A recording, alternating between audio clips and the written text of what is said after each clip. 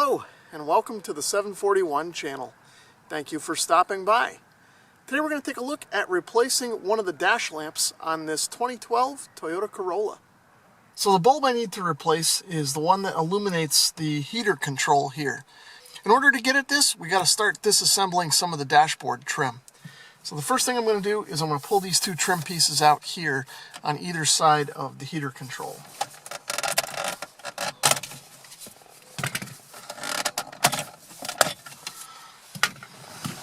Next, I'll pop off these upper pieces of trim. I'll use this panel popper tool to just kind of get under this and work it loose. Okay, next up I'm going to pull off this upper bezel by just pulling it straight out. Now we'll pull off the radio bezel as well by pulling that straight out. Next up, there are two screws here and here that I'll need to remove with a Phillips head screwdriver. Now that the screws are out of the way, I should be able to pull the heater control bezel straight out just like I did the others.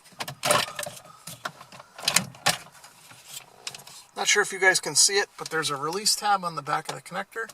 Just push that down and it comes straight out. So next up, what I need to do is remove the control from the bezel, and that's just held on with some plastic clips. So I'm going to take a small screwdriver and I'm going to gently pry the gray plastic away from the white plastic to release the clips that are in the white plastic. And I'll need to do this on the top and the bottom.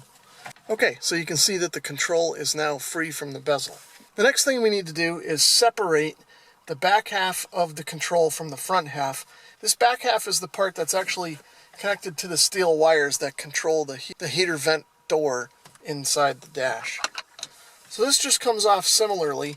There's some plastic tabs in the white plastic locking it into the cream colored. So I'm going to push on one side with my finger, and I'm going to push on the other side with this screwdriver and kind of push them down and out to release them. So now the control is fully free from the car. So the next thing to do is to separate the cream colored plastic here from the white colored plastic here. And just like before, there's just some plastic tabs in the cream colored plastic locking into the white plastic. I'll use this little screwdriver to gently pry them apart. So you can see here, this one's actually broken already, so we don't need to pry on that anymore. Okay, so we've got it free now. Okay, so at this point, there's some loose pieces here. This button that controls the defroster and this black gear here are both kind of loose, so if you tip this over, they're going to fall out, so you want to be careful. But the bulb itself is located right there. It's got a little yellow shroud on it. So in order to get at it, I'm going to remove the defroster button. So in order to remove the bulb, I'm just going to squeeze it and kind of push back on it a little bit and turn it clockwise, about a quarter turn, and then it should pop out the back. And there's the old bulb. So here's a look at the package that contains the new bulbs. I only needed one, but it came in a package of two. I found these on Amazon. If you're interested in learning more about these, there is an Amazon product link down in the description. So there's a look at the new bulb. Well, unfortunately, the little yellow cover kind of disintegrated as I tried to take it off, as I suspect it might have. So I think we're going to have to just leave it without, or maybe just use this little end and see what happens. So reassembly is pretty much the opposite of the disassembly. I'm going to take the bulb and I'm going to drop it down in the back of the heater control here. So amazingly enough, that dropped right through the hole straight. So now what I'll do is I'll just turn this until the tabs go through the slots. Got it there. You might be able to see the tabs protruding now. So now there is a slot on the back of the bulb. I'll put the screwdriver in there and push forward and give it a little bit of a turn, and that'll lock the bulb in place. So along the way, my little plastic gear fell out, so I'm going to put it back in. You can see here that the gear has a narrow side and a fat side. The narrow side is the one that's going to go in and engage with the ring gear that's inside the heater control. Next, I'm going to reinstall the recirculation button. You may be able to notice that there is a locking clip on the very top of the button, and that engages with the actual button itself and locks into this groove that's here on the button shaft. So once that's clicked in place, it should hold itself in. Next up, I'll reinstall the outer bezel. We'll just bring this back in, get it lined up, and it should click back into place. So next up, I'll attach the rear part of the control. So in order to orient the controls to get them together, you can see that there is a groove on this side of the control that slips over this tab on this part of the control. Okay, the other thing to note is that the center part of the control here has a rounded edge that will need to line up with the rounded part of the inside of the knob. The other thing I want to do is make sure this control is set where it was when I took it apart. I should have made note of that when I did. And now I'll get everything lined up and we'll attempt to put it together. So you can see I had to turn the control a little bit to get everything to line up, but then it clicked together. And before I reinsert this in the bezel, I'm just going to make sure that this spins freely and hits all the controls like it should.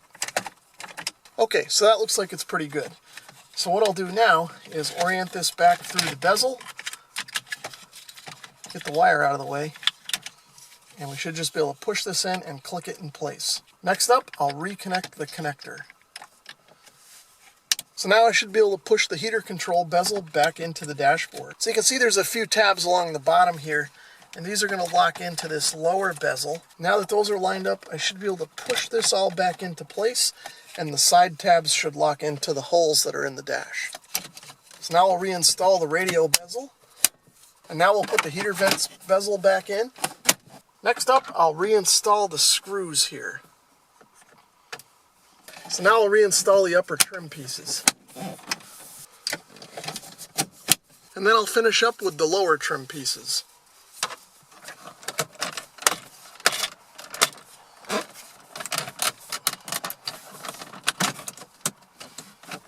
I'll do one more test of the control to make sure that it's working properly, and it looks like it is. So I think we're good to go. It's still light out now, but I've turned on the lights.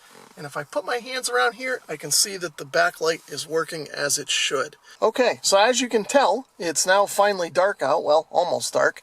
So I'll turn on the lights, and you can see that now all three controls are illuminated. So one thing to note, even though I wasn't able to replace the yellow cover on this bulb, the illumination doesn't seem too much different between this one and the other two originals. Now if I look real close, I can tell that this one is a little bit lighter in color and maybe slightly brighter, but for the most part you really can't see a difference between this one and the other two. So that's pretty much going to wrap things up for replacing the dash lamps on this 2012 Toyota Corolla. If you enjoyed this video, please give it a thumbs up. And if you'd like to leave a comment or subscribe, feel free to do that as well. And if you'd like to support my channel in another way, please consider visiting my Amazon store, which you'll find linked in the description below. Thanks for watching.